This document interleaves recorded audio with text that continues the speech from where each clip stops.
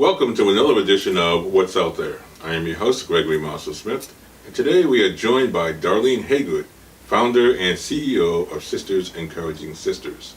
Darlene, I want to thank you for sitting with us today. Oh, thank you. Now, a little bit about Darlene. She is a 25-and-a-half-year veteran of the United States Army. She was also the first female to serve as Command Sergeant Major for the Adjutant General Corps Regiment and School at Fort Jackson in Columbia, South Carolina.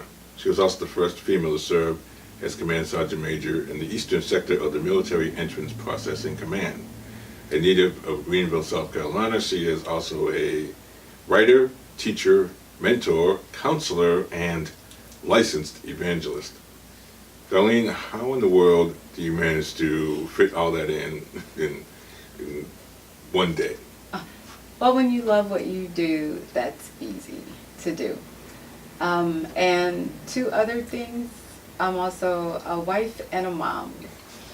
And being an empty nester, so that doesn't leave me a whole lot to do as a mom other than checking on my kids, calling them and making sure they're okay. But all of those other titles that you read off are all things that I enjoy doing. I absolutely loved serving in the military and would do it all over again. And I absolutely love being retired and serving the community now.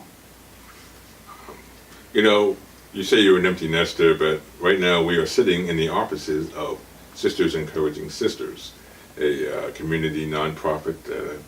So tell us about Sisters Encouraging Sisters. Well, Sisters Encouraging Sisters is like my baby now, you know, this 14-year-old baby. And we are a community outreach ministry where we provide services to the community. Our pillars are health, fitness, debt reduction, and entrepreneurship. And we set up in El Paso, Texas in 2004 when I was attending the Sergeant Major's Academy there. And that's where Sisters Encouraging Sisters was birthed. So how did it come about? What gave you the inspiration to start Sisters Encouraging Sisters in the first place? Wow, and I love sharing what inspired me. And I like to say that it was a gift that God gave to me. I was in Korea in 2003, and all my life I always had an ear for people to listen. And but I wasn't that girl that always hung out with a group of girls. I was the girl that usually stayed to myself or hung out with the guys, because I didn't like to be in the group of girls that were always talking about other girls or about mess. But during my tour in Korea, I had the opportunity to be with a group of women and just reestablish the bond of sisterhood. And that's where God began to give me the vision and show me the power and of unity of women. And that's where the seed was given. Because I would absolutely say it wasn't something that I thought of, but it was a gift that God had given to me when it began in Korea and birthed in El Paso, Texas. Okay, so health, fitness, money management, entrepreneurship. How do people find you? How do they come to you? Well, they can find us because of course we're on we have a website, and we conduct classes and workshops for each of our pillars. And I am by no means an expert in all of those areas, and because of that, we do partner with other people that are experts when we conduct classes and workshops in those areas, because we want people to be healthy, eat right, exercise. When we talk about fitness and when we talk about money management or debt reduction, managing their money better, being smart about their money, even teaching children at a young age, the importance of knowing how to balance a checkbook, knowing the importance of saving money, teaching older individuals the importance of investing. So, and then entrepreneurship. I absolutely believe that there's an entrepreneur in every individual. If we just tap into the gifts and talents that are within us, we would not be broke. Now, we're not all going to be millionaires, but we would not be broke, and we would have the financial resources that we need if we would tap into those. And so we conduct those workshops and classes, and conferences, and we publicize those when we do. So take me through this. Someone is referred to you, or they see the website, they call you, they make an appointment, and they walk in. What can they expect? To just walk in and stand? I mean, what do you do? Well, and it depends on the service that they are coming in for.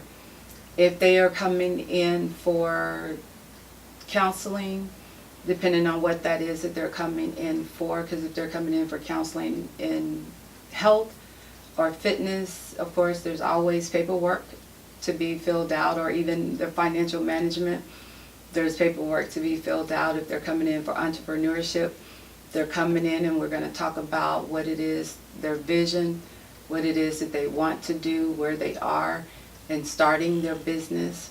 And in each one of those pillar areas, we help get them started, because like I said, by no means are we the know-all, be-all for them, and that's the beauty of it, that we're able to connect them with other agencies in the community that provide services or greater services than we do.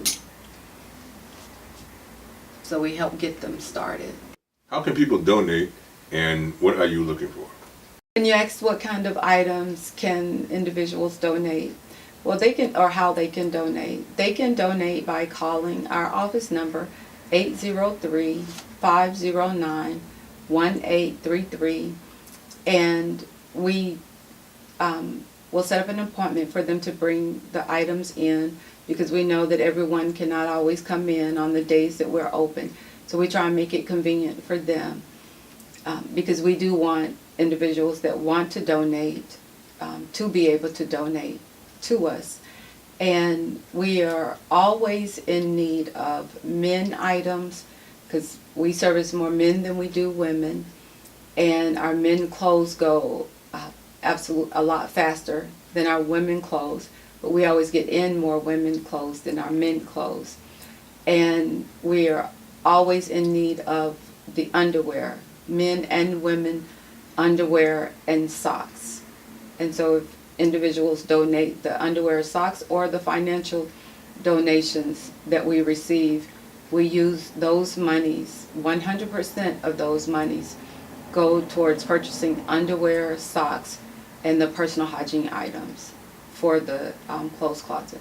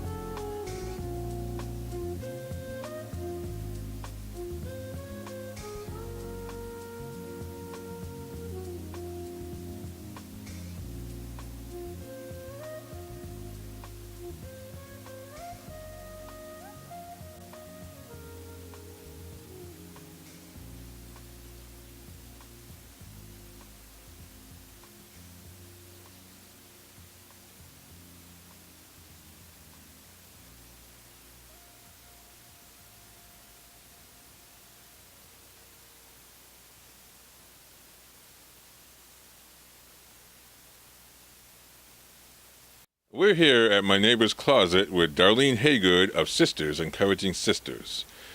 What is my neighbor's closet? Greg, my neighbor's closet is a community clothes closet where we provide clothes, shoes, underwear, socks, and personal hygiene items for men, women, and children in our local community for those that are in need. Who do you service at my neighbor's closet? The customers that we serve here at my neighbor's closet, and I call them our customers because when they come in, I want them to feel like they're going to their local department store, and it's why we hang everything up and we have our shoes on racks because we want them to have a good shopping experience. And the individuals that we service college students, we service our local homeless population, those that are going from unemployment to employment and they need that business suit to go on their job interview. We work with the local women's shelters. We really service anyone that is in need of what we provide to the community. What do they need to know when they come into my neighbor's closet? Well, what they need to know in order to come in to receive the services that we provide is that we are here for them. We're not concerned about their income level. We're not concerned about anything other than the fact that they are in need of our service. And what we ask when they come in is simply they sign in on our log with their name, their shirt size, pant size, and shoe size. And then based off of our inventory on the day that they come in, they're able to get a pair of sneakers and a pair of dress shoes. And for our men, they're typically able to get 1 to 2 pair of pants and a couple of shirts. And our women, because we have always had more women clothes than the men clothes, they're usually able to get a couple of pair of pants, skirts, dress, church suits or business suits, and to be able to get the shirts to go with those. And when it comes to the underwear and the socks and the personal hygiene items, we issue those items out to them. Now, are there any limits to how many people you can service in a particular day? There's no limit on what we can serve in a day because the hours that we're open are on every Tuesday from 11 to 1 and on the first and third Saturday from 11 to 1. And if we have customers that are still in line at 1 o'clock, we will still service those customers. And because of our space, we are limited in the number that we can have in here at one time. So we only have service at one time 4. And then when somebody goes out, then someone else can come in.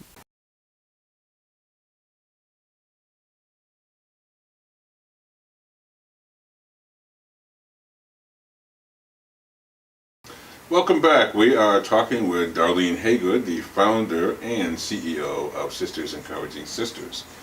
Now, Darlene, what does the future hold for Sisters Encouraging Sisters? Oh, I'm glad that you asked that because I have big dreams and a big vision for Sisters Encouraging Sisters. And really what my big vision for Sisters Encouraging Sisters is for us to have a standalone building. As you've seen, we have 2 spaces in this building, one upstairs and one downstairs. But I would love to be able to have a standalone building with multiple rooms that we would be able to have classrooms in, that we would be able to have a clothes closet, a room for our men's clothes, for our women's clothes, for our kids' clothes. Because our clothes closet, when I got that room, it was initially intended to be for the clothes closet and classroom space. And there is no classroom space. And so to be able to have a standalone building that I would be able to conduct classes and workshops and not have to rent out other space, to be able to do that and to be able to provide one of the other services that I provide to Sisters Encouraging Sisters, counseling, to be able to provide that in that same space, and of course the clothes closet, to be able to provide that, and that's what I would. That's my big vision for Sisters Encouraging Sisters, and so that we may be able to help more people. You know, when 20 years from now, I really expect Sisters Encouraging Sisters to still be around and still doing work in the community. Do you foresee it expanding across the country, in several countries? And I do. And when I think about that, the first thing that I think about is that Sisters Encouraging Sisters is ministry, and I don't forget that it is ministry. It's not a club, it's not a fraternity, it's not a social group, it's ministry. It's about bringing women together, regardless of their faith level, regardless of their ethnicity, their age, any of that. It's about bringing women together, to unify women, to encourage them, to uplift them, to build them up. And we work with our brothers as well. But it's about bringing them together. And if there's a sister who feels like she's been called to work with women, and to work under the pillars that Sisters Encouraging Sisters works with, then I welcome her and encourage her to desire to stand up a chapter in her local area. But I let women know, this is not what you want to do. If you think that you just want to say, yeah, I want to stand a chapter up because I just want to get some girlfriends together, we're going to come together and have a good time, this isn't what you want to do. This is about working in your community to make a difference in your community. So if you want to get in touch with Sisters Encouraging Sisters locally in Columbia, it's 1717 Gervais Street, that's Gervais Street, Suite 201, or I would encourage people to check out the website, which is sistersencouragingsisters.org. Well, Darlene, thank you for having us, and thank you. Yes, I enjoyed myself, and it's very, very informative. Thank you.